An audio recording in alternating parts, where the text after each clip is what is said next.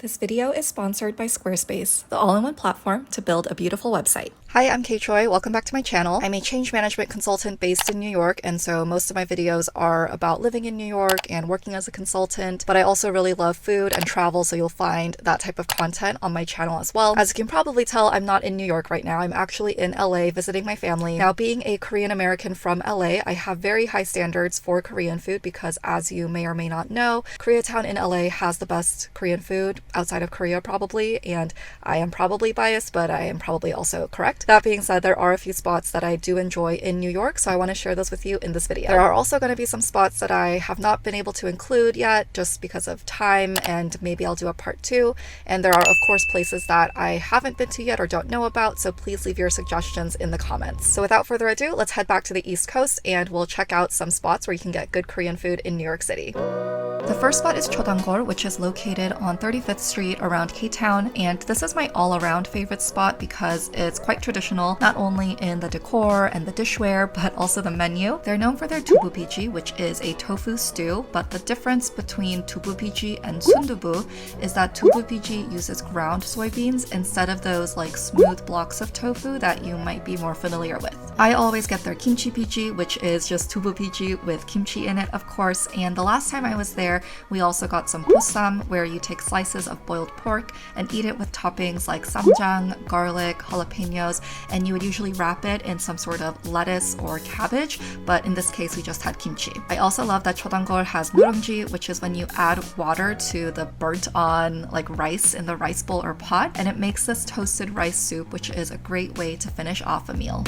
Next up is Attaboy, which is sort of the opposite of Chodangor, just in that it's not really traditional at all. Attaboy has a tasting menu that is more of a modern take on Korean food, but the flavor combinations are really great. You definitely have to get their fried chicken, even though it's an extra a la carte item because it is crisped to perfection. And while all the dishes were great, the things that stood out to me were actually the gakdugi or the radish kimchi, as well as their dessert. I feel like having good kimchi is an indicator of the restaurant's quality, and because the food here is slightly richer, having that good kimchi to balance it out was key. The desserts included a Soobin granita, which takes its flavor from a cinnamon tea with pine nuts, and they had an injeolmi mousse, which was basically an elevated choco pie, so it was obviously delicious. With the menu being $75 per person, it's a bit on the pricier side, but I think it's a great spot for a date night or somewhere to take people who are visiting from out of town. Our next stop is Kchoi, and this is a 1 Michelin star restaurant, the only Korean barbecue place with a Michelin star. Side note, I never really know how to pronounce this because it comes from the word got, which means flower in Korean. But anyway, Kchoi is somewhere I like to go to treat myself, but at the same time, I'm surprised that it doesn't cost more, especially for New York. At $65 per person for their Butcher's Feast meal, I think it's a better deal than some other Korean barbecue places I've tried. Something I love about Kchoi is that while it has some fusion items like their kimchi paella, they for the most part stay really true to Korean cuisine. The meat is definitely the star of the show because they focus on using really nice cuts that the servers prepare for you, but I'm always impressed by their banchan or side dishes. We actually learned that Kchoi makes all of their kimchi in-house, and their kimchi is amazing, by the way. And with their new location that they just opened up in Miami, they had to adjust the recipe because of the different temperatures and environment in Florida compared to New York. So I just thought that was super interesting. And again, the dinner was great, but the dessert here is another standout item for me. You just get a small cup of some vanilla soft serve with a soy sauce caramel, so it has this savory umami twist to the typical ice cream sundae,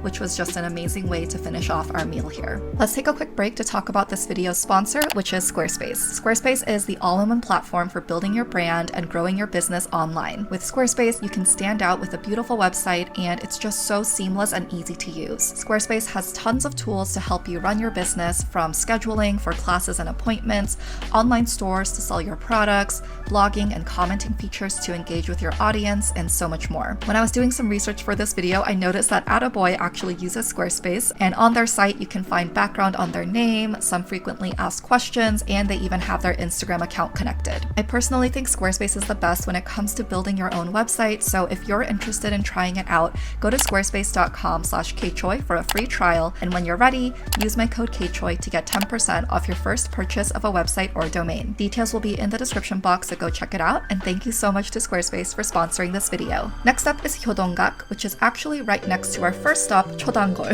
Hyodongak is a very specific type of Korean restaurant, that being Korean-style Chinese.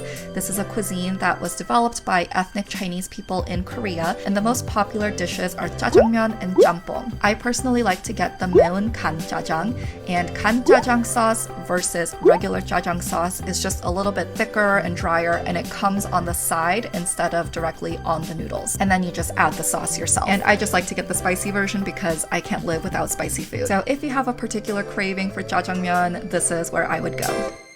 And last but not least here is Chongro, which is on 32nd Street, the main block of K-Town in New York. This is a classic spot for Korean barbecue. They've got different combos of meats and sides, and you really don't need to order anything other than a meat platter combo, which should come with doenjang jjigae or another type of jjigae and keranjim. This place just feels like I'm back in high school going to Korean barbecue with my friends in LA.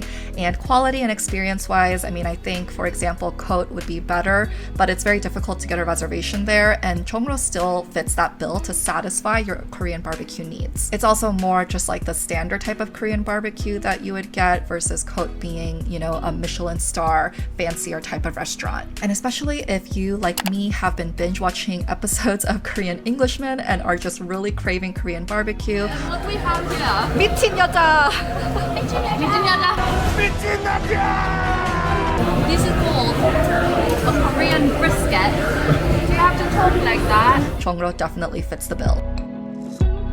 So there are 5 Korean spots that I enjoy going to in New York City. I have a list of restaurants for a part 2, so give this video a like if you'd like to see that. And also, I've just scratched the surface on Korean restaurants in New York, so let me know what Korean restaurants you love because I definitely want to check them out too. With that, thank you so much for watching this video, and I will see you in the next one. Bye!